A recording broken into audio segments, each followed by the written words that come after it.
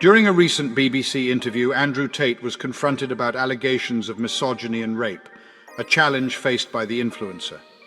During an intense interview with the BBC, Andrew Tate defended his reputation and refuted the claims of promoting misogyny culture.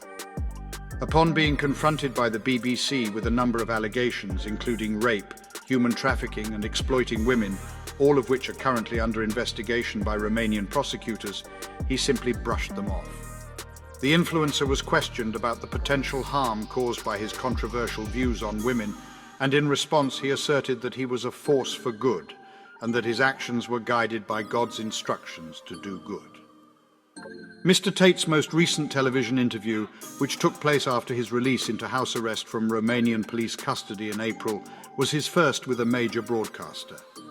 Although Mr. Tate has a massive online following and has frequently expressed skepticism towards traditional media, his views have not yet been directly challenged in an interview until now. The interview was scheduled with the individual without any pre-established conditions. Despite the accusations of rape and exploitation made by several women involved in the current investigation, he chose to disregard their individual testimonies. In an interview earlier this year with the BBC, he referred to another woman who spoke anonymously as imaginary, alleging that the BBC had fabricated her existence. To safeguard her anonymity, the woman was referred to as Sophie and revealed to BBC Radio 4's File on 4 that she had accompanied Mr. Tate to Romania under the impression that he reciprocated her feelings. However, she claimed that she was coerced into performing webcam services and getting a tattoo of Mr. Tate's name on her body. During an interview with the BBC regarding Sophie's testimony, Mr. Tate made a statement that implied he was doing the media a favour by speaking to them and giving them relevance. He further stated that the BBC had invented a person named Sophie who was faceless and unknown, but that he knew the truth.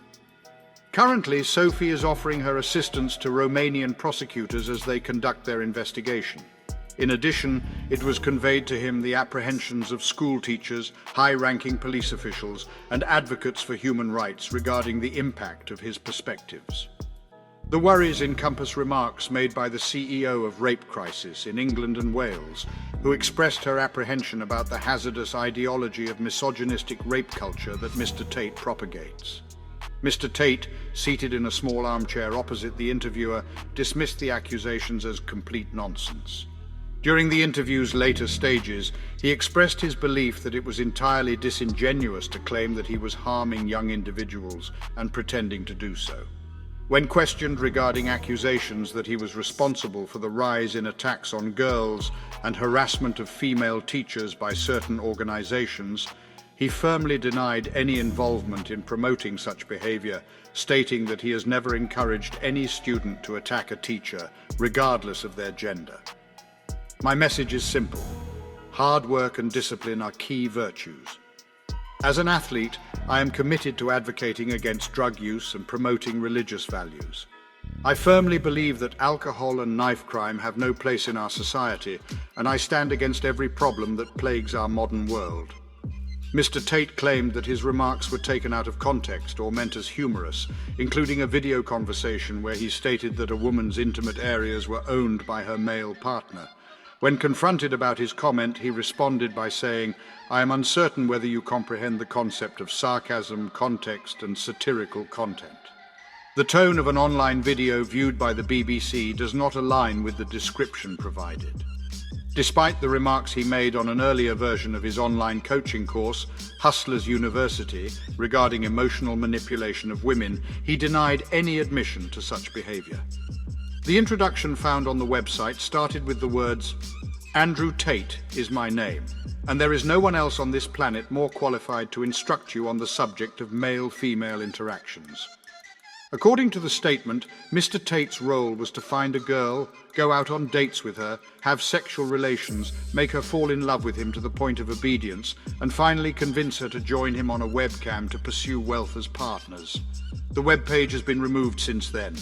During the interview, Mr. Tate denied ever making such a statement, stating, "I have never uttered those words." It was suggested that by making provocative statements, he garnered a devoted following who eventually enrolled in his paid program that promised to teach them the secrets of becoming a successful person, resulting in substantial financial gain for him.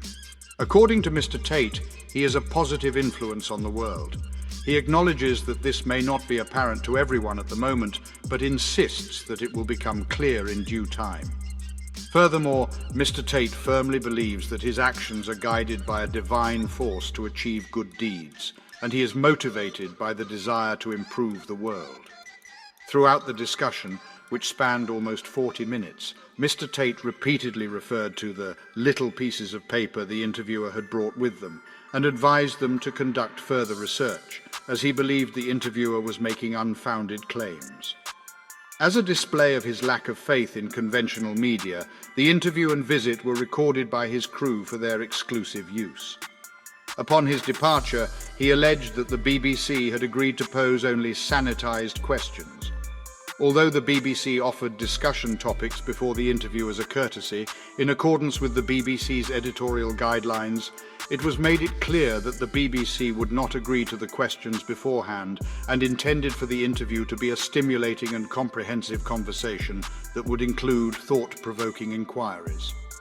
Immediately after the departure from the building, Mr. Tate took to social media to promise the release of his own rendition of the interview, which he followed through with shortly thereafter. Since the Tate brothers were detained at the end of last year, the BBC has been closely monitoring their case and conducting interviews with witnesses, ex-employees, neighbours, associates and investigators to construct a comprehensive understanding of their period in Romania. This investigation has placed the brothers under judicial control for the past 6 months, which are now their last, and it is anticipated that they will be indicted in the coming weeks.